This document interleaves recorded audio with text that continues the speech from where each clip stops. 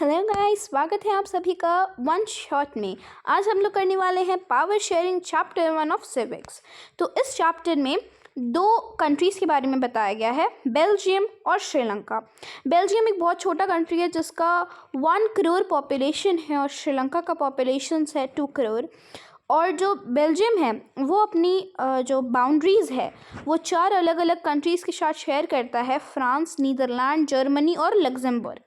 ठीक है, अब आ जाती है इसकी एथनिक कंपोजिशन की बात।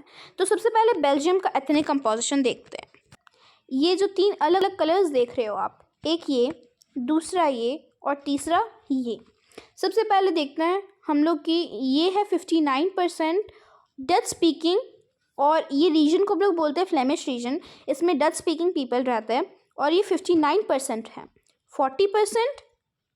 40% में यहाँ पे आ जाती है हम लोग की वलोनिया रीजन। तो ये जो रेड कलर वाली पार्ट देख रहे हो वो है वलोनिया रीजन, और जहाँ पे रहते हैं हमारी फ्रेंच स्पीकिंग पीपल, यहाँ पे रहते हैं हमारी डच स्पीकिंग पीपल। और ये जो 1% है बची हुई वो रहती है हमारी वो है हमारे जर्मन स्पीकिंग। ठीक है, जिनके बारे में ज़्यादा कुछ पढ़ना नहीं है। मेनली जो कन्फ्लिक्ट चलता है वो चलता है वलोनिया रीजन और डच स्पीक, मतलब वलोनिया रीजन और फ्लेमिश रीजन वालों के बीच में, यानी कि जो फ्रेंच स्पीकिंग है और जो डच स्पीकिंग है उनके बीच में। अब आ जाती है इस कन्फ्लिक्ट की बात। तो सबसे पहले ये देख लेते हैं, ये जो ऑरेंज कलर की है वो है ब्रुसेल्स, इस पूरे के पूरे बेल्जियम की कैपिटल। ठीक है, तो ये ब्रुसेल्स जो है वो वहाँ पे 80% रहती है हमारी फ्रेंच स्पीकिंग और 20% रहती है हमारी डच स्पीकिंग। अब इसमें झोल माल क्या है, कुछ तो गड़बड़ी होगा ही।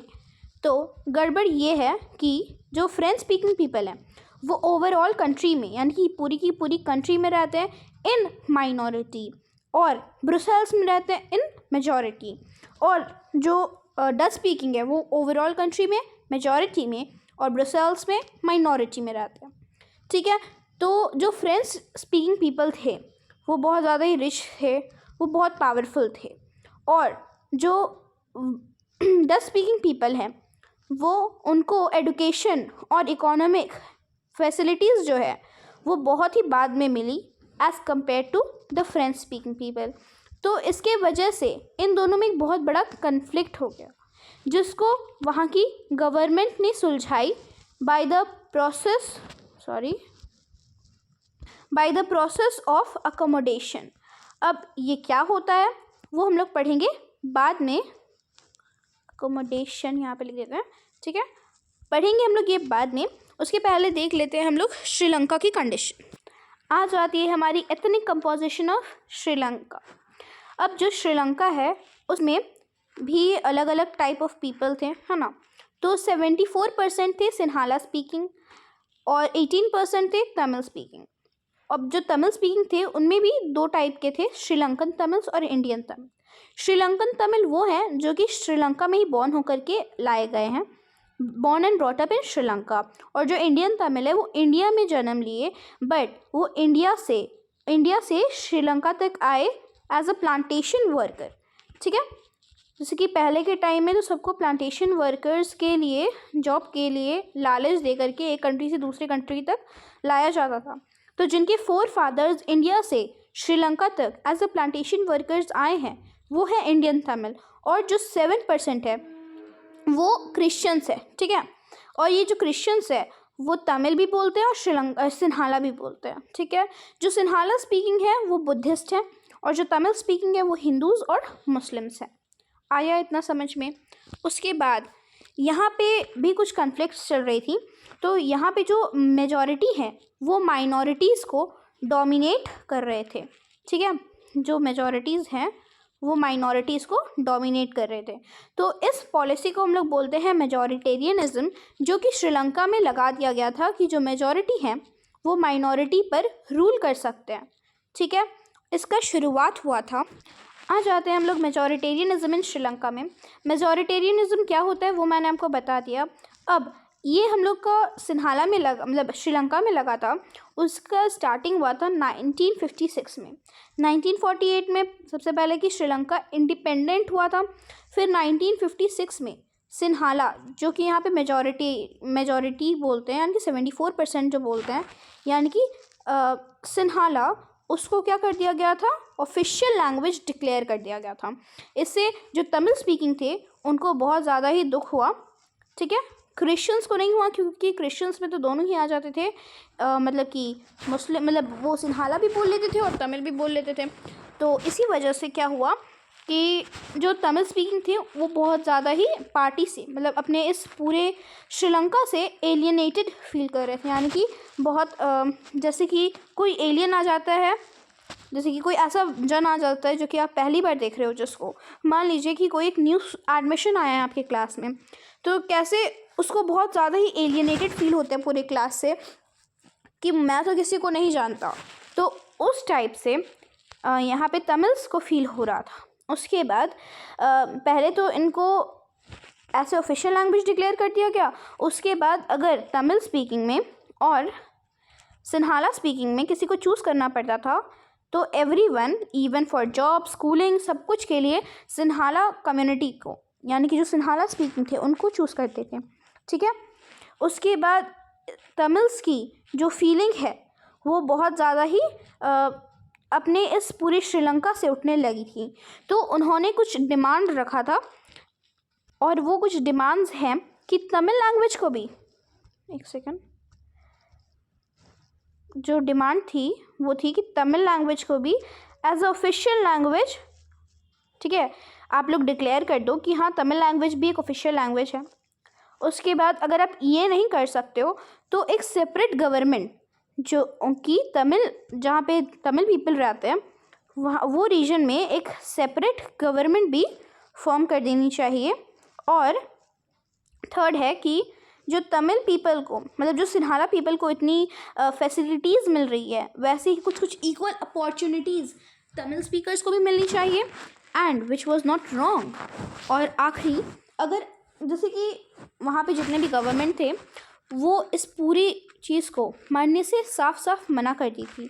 तो तमिल स्पीकर्स ने कहा अच्छा कोई बात नहीं, आप नहीं मान रहे हो, ठीक है, मैं समझ सकती हूँ या मैं समझ सकता हूँ, तो आप लोग हमें एक सेपरेट इलेक्टोरेट दे दीजिए, यानी कि एक सेपरेट कंट्री, जिसको, जो कि रहेगा नॉर्थ और ईस्टर्न पार्ट में, जिसको वो लोग बोलते थे तमिल एलम, ठीक है, EELAM, तमिल एलम, यानी कि तमिल का एक सेपरेट स्टेट।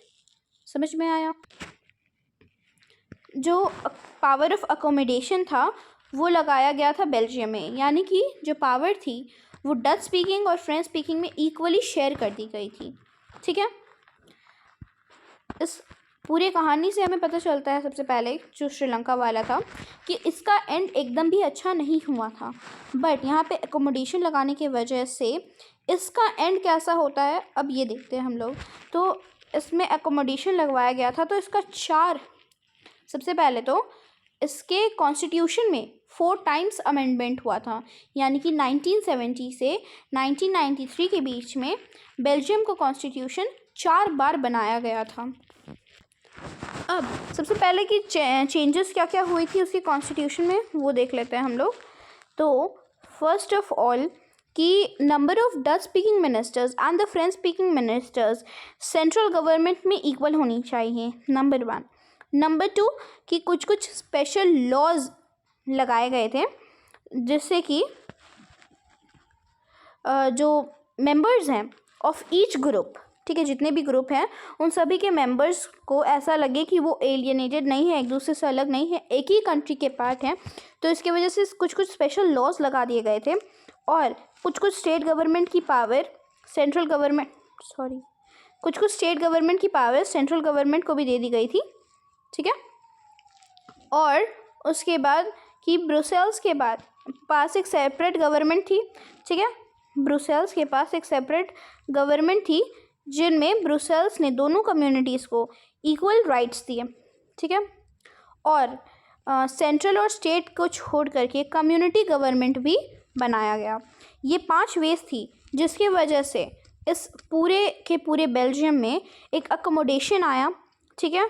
और उसी के साथ साथ ये जो सेंट्रल गवर्नमेंट, स्टेट गवर्नमेंट और कम्युनिटी गवर्नमेंट, 3 टाइप की गवर्नमेंट है जो कि बेल्जियम में फॉर्म हुई थी।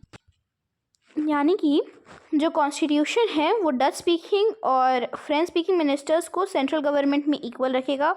कुछ पावर सेंट्रल गवर्नमेंट की स्टेट गवर्नमेंट को भी मिल गई थी। बस इन दोनों ही जगहों, जैसे कि सेंट्रल गवर्नमेंट है, यहाँ पे है वलोनिया रीजन और पूरा ही मिट गया, यहाँ वलोनिया रीजन है और यहाँ है फ्लेमिश रीजन। तो इन दोनों की जो स्टेट गवर्नमेंट थी उन दोनों को भी इक्वल पावर मिल गई थी। कुछ कुछ पावर्स सेंट्रल गवर्नमेंट से मिल गई थी।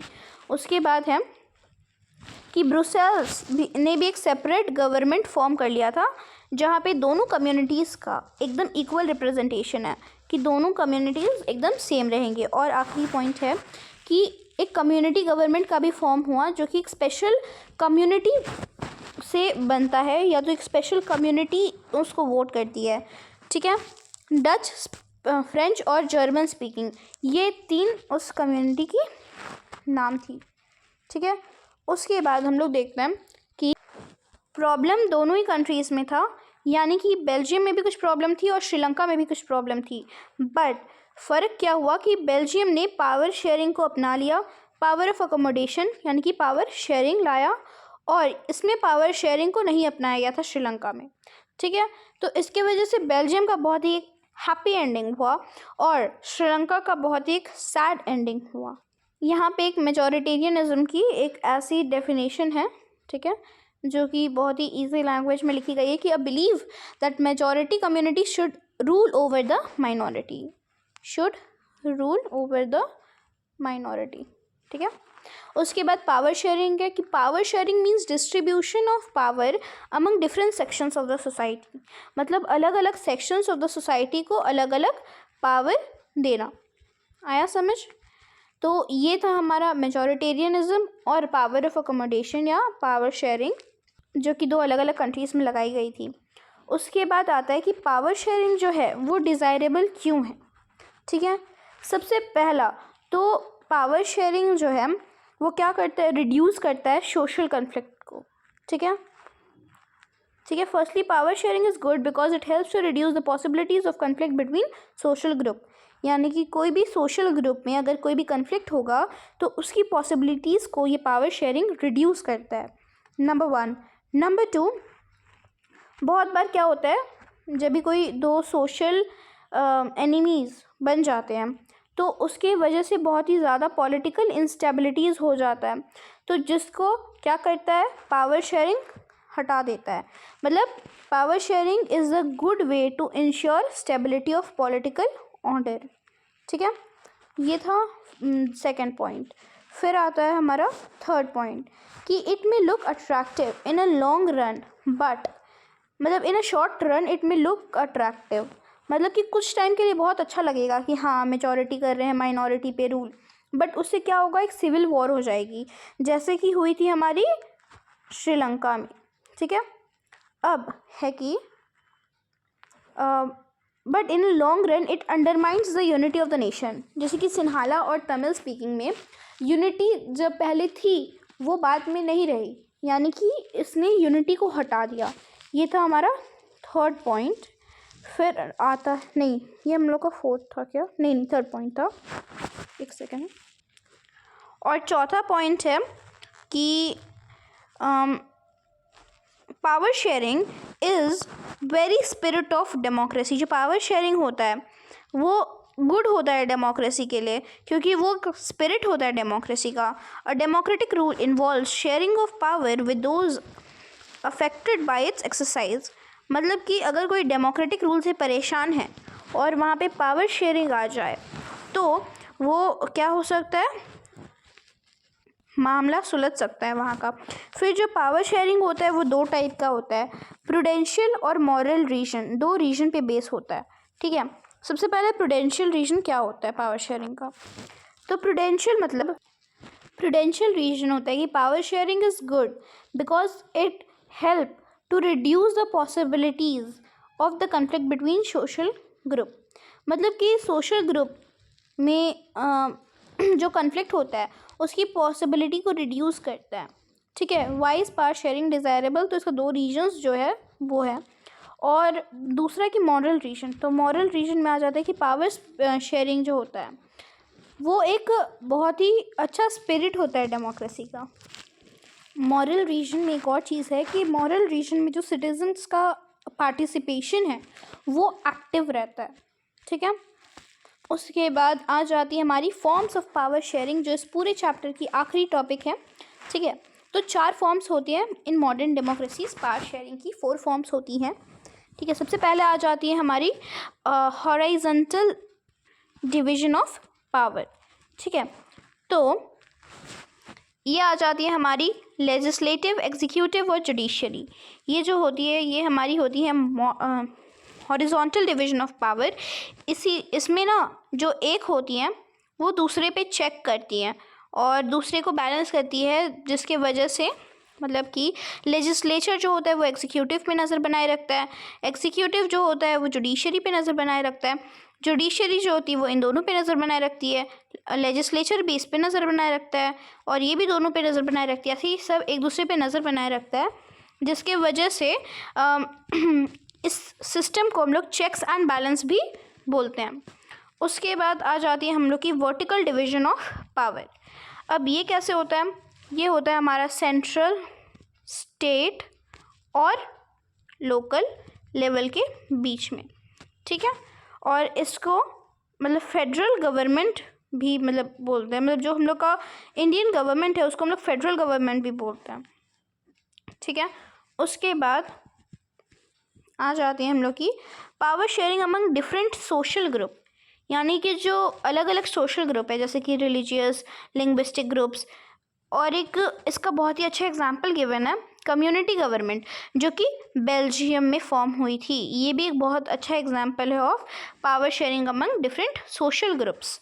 ठीक है, उसके बाद आ जाती है प्रेशर ग्रुप्स, पॉलिटिकल पार्टीज़, अलग अलग मूवमेंट। ठीक है, इन सब में भी पावर शेयर होता है। तो ऐसे ही करके हमारी ये चैप्टर हो चुकी है ख़त्म। ठीक है, अब आते हैं हम लोग नेक्स्ट वीडियो में नेक्स्ट चैप्टर के साथ। टिल देन के लिए bye bye, take care, thank you.